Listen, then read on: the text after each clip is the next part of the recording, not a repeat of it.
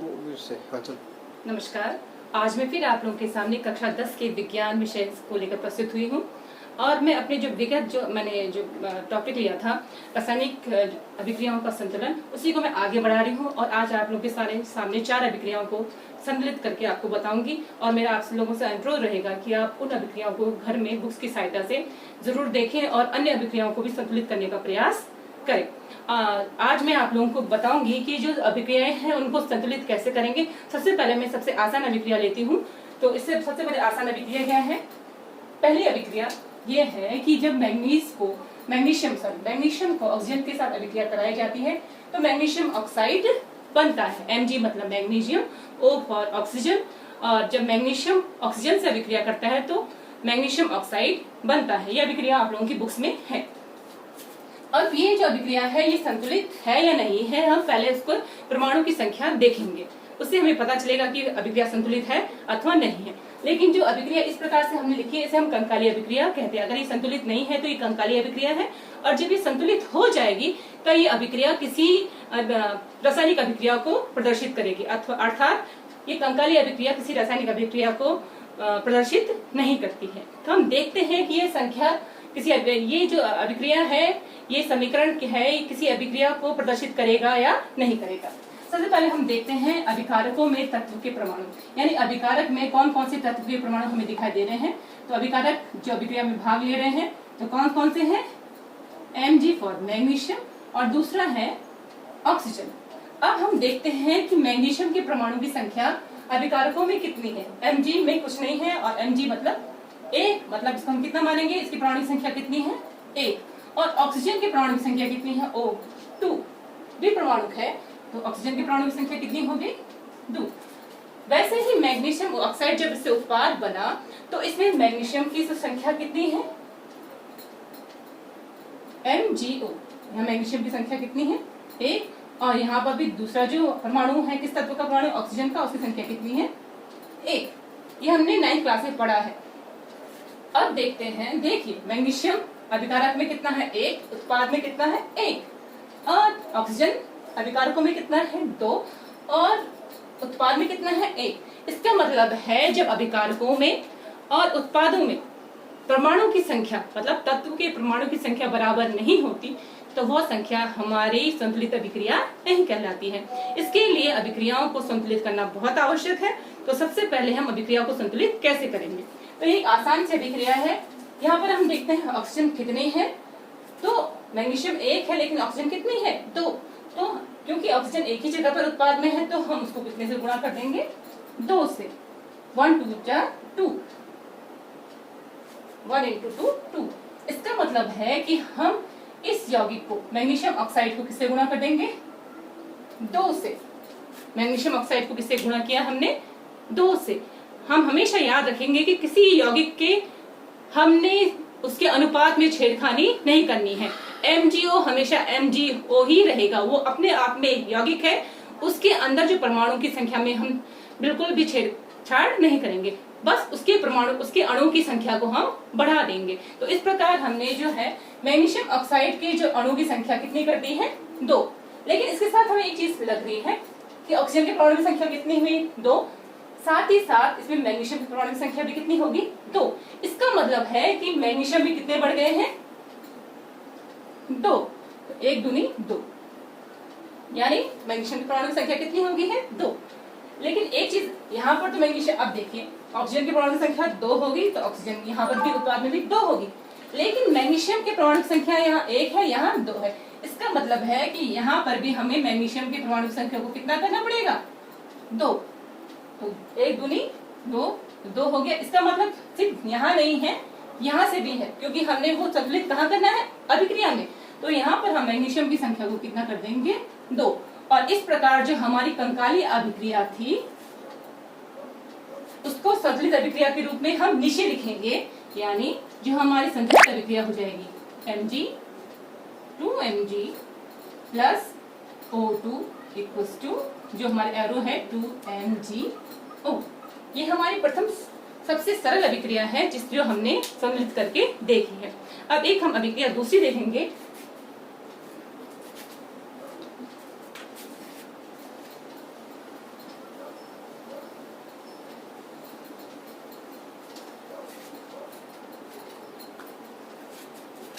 अब देखते हैं यहाँ पर Zn जिंक को जब Ag मतलब silver, NO3 nitrate silver nitrate, zinc को जब सिल्वर नाइट्रेट के विलयन में डाला जाता है तब हमारा बनता है जिंक नाइट्रेट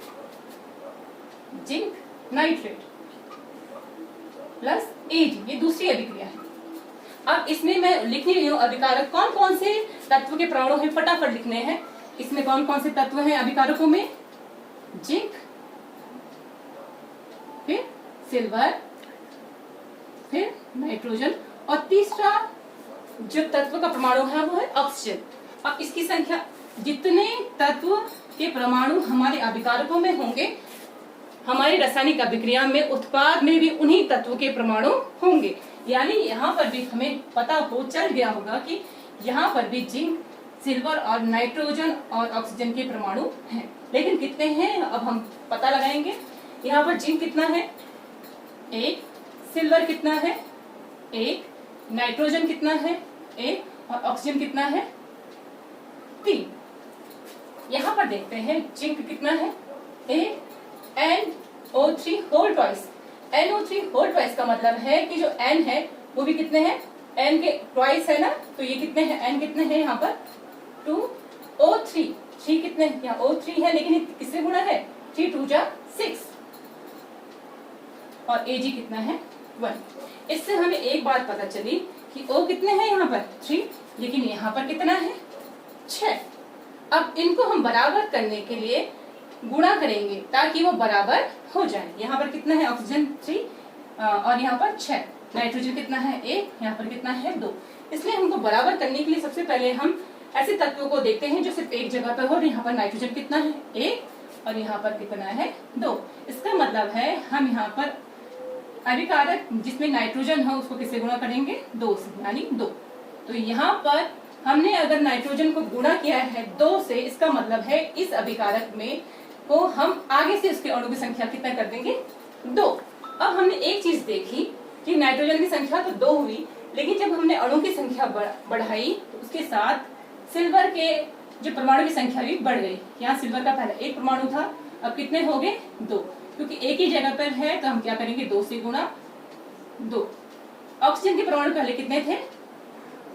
3, अब 2 यहाँ है, 2 परमाणु में ऑक्सीजन की संख्या कितनी होगी? 3 दूनी 6, यानी किसे गुणा किया? 2 से, और कितने होंगे? 6। अब हम देखते हैं कि यहाँ पर जिंक के परमाणु की संख्या कितनी होगी? 1, उत्पाद में भी 1, सिल्वर में 2 थे तो उत्पाद में भी 2। यहाँ नाइट्रोजन के अभिकारक में N की परमाणु की संख्या 2 थी तो उत्पाद में भी 2 है, और ऑक्सीजन के परमाणु की संख्या हमारे अभिकारकों में 6 है तो उत्पाद में भी 6 होगी। इस प्रकार ये हमारी जो अभिक्रिया है संतुलित हो गई है। और मैंने बार बार बता रही हूँ, यहाँ पर ऊपर हम कंकारी अभिक्रिया लिखेंगे। जब संतुलित करेंगे तो अभिक्रिया को, संतुलित अभिक्रिया हम इस प्रकार से नीचे लिखेंगे, इस प्रकार से। जिंक प्लस 2 AgNO3 बना रहा है जिंक नाइट्रेट। और ये बार बार बताया जा रहा है कि AgNO3 जो मैं लिख रही हूँ इसका मतलब है NO3 नाइट्रेट होता है। ये आयंस मैंने आप लोगों को पहले बता दिए हैं, इसलिए आपको महत्वपूर्ण जो तत्व हैं उनके प्रतीक चिन्ह और नाम मैंने आप लोगों को याद करने को दिए थे ताकि आप आसानी से केमिकल रिएक्शन, केमिकल अभिक्रियाओं को आसानी से समझ सकें। तीसरी जो अभिक्रिया है तो आप लोगों को फटाफट बताती हूँ।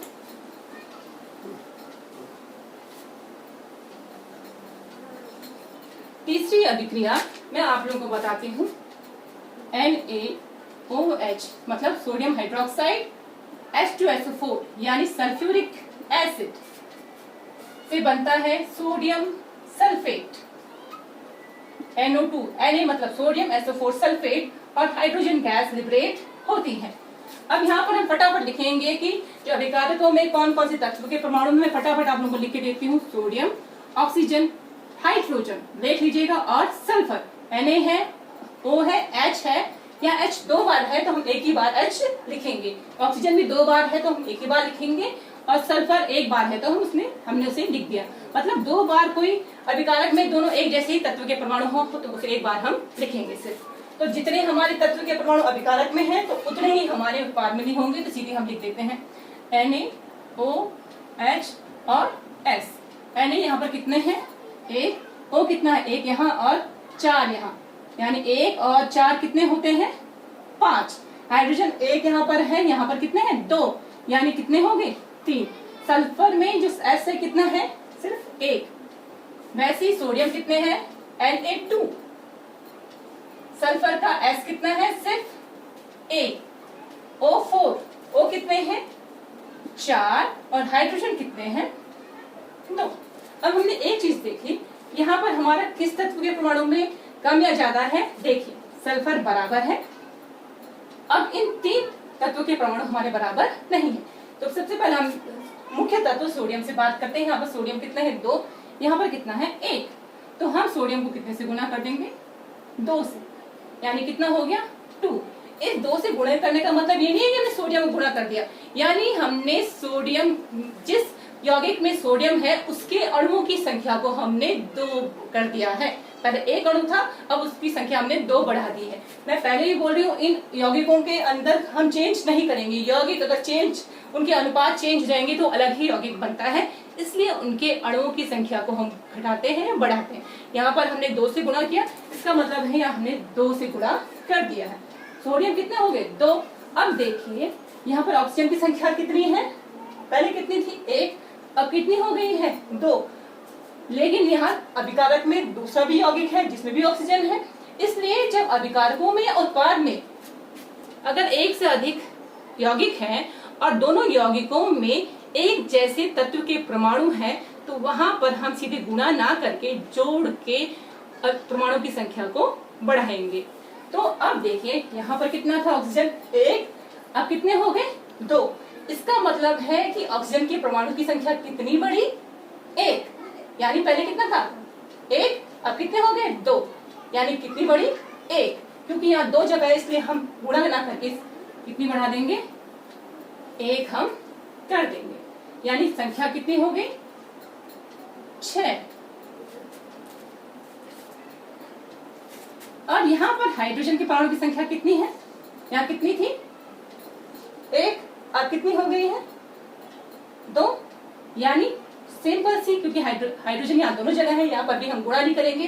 पहले 1 थी, अब 2 हो गए, तो कितने बढ़ाएंगे हम, 1, यानी कितने हो गए, 4। अब देखिए हमारे यहाँ सोडियम के परमाणु की संख्या अभिकारक और उत्पाद में समान होगी, लेकिन और सल्फर की भी समान होगी। अभी भी हमारे पास हाइड्रोजन और ऑक्सीजन के परमाणु की संख्या समान नहीं है। अब हम क्या करेंगे, यहाँ ज्यादा यहाँ कम है, तो क्या करेंगे, यहाँ हाइड्रोजन के परमाणु की संख्या 2, यहाँ कितनी है, 4। तो देखो हाइड्रोजन उत्पाद में सिर्फ एक जगह है, तो यहाँ पर हम गुणा कर सकते हैं, 2 दूनी 4। लेकिन हमने सिर्फ यहाँ पर गुणा नहीं करना है, बल्कि हमने हाइड्रोजन के परमाणु की संख्या को बढ़ाना है। तो कहाँ पर बढ़ाएंगे, अणु के द्वारा। तो यहाँ पर हाइड्रोजन 2 थे, तो अब कितने हो गए, 4। हमने 2 से गुणा किया, तो 2 दूनी 4। लेकिन इसके साथ ऑक्सीजन के परमाणु की संख्या भी क्या हो गई है, बढ़ गई है। माफ कीजिएगा, जो पहले वाले में मैं यहाँ H2O के लिखना भूल गई थी, इसलिए यहाँ पर ऑक्सीजन की संख्या 5 थी। तो अब पहले ऑक्सीजन की संख्या कितनी थी यहाँ पर H2O में, 1, अब कितनी हो गई, 2, यानी संख्या कितनी हो गई है, 1 बढ़ गई है। तो हम यहाँ पर, क्योंकि O दोनों जगह है, इसलिए हम गुणा नहीं करेंगे, हम क्या करेंगे, प्लस के माध्यम से उनको संतुलित करने का प्रयास करेंगे। 5 + 1 यानी 6। इस प्रकार हम देखते हैं कि यह अभिक्रिया संतुलित हो गई है, और इस संतुलित अभिक्रिया को हम नीचे लिखेंगे, 2NaOH प्लस H2SO4 बन रहा है Na2SO4 प्लस 2H2O, यानी 2 सोडियम हाइड्रोक्साइड के अणु सल्फ्यूरिक एसिड से जब अभिक्रिया करते हैं तो सोडियम सल्फेट और पानी के 2 अणु प्राप्त होते हैं। और इस प्रकार बेटा आप लोगों ने देखा कि जब हमारे अभिकारक में 2 यौगिक हैं और दोनों यौगिकों में एक ही तत्व के परमाणु होते हैं, तो हम उसको गुणा न करके धन यानी योग करके उसके परमाणु की संख्या को बढ़ाते हैं, और इस प्रकार हम अभिक्रिया को संतुलित करते हैं। आज के लिए बस इतना ही। एक अभिक्रिया और थी, लेकिन ये अभिक्रिया मैं आपको बाद में बताऊंगी, क्योंकि ये अभिक्रिया मोस्ट इंपॉर्टेंट अभिक्रिया है और ये अभिक्रिया जो मैं अब रासायनिक अभिक्रियाओं के प्रकार बताऊंगी उसमें सम्मिलित होगी। इसी के साथ मेरा आज का टॉपिक यहाँ पर समाप्त होता है। अगर आपको रासायनिक अभिक्रियाएं समझ में आई हो तो आप मुझे सब्सक्राइब जरूर कीजिएगा। धन्यवाद।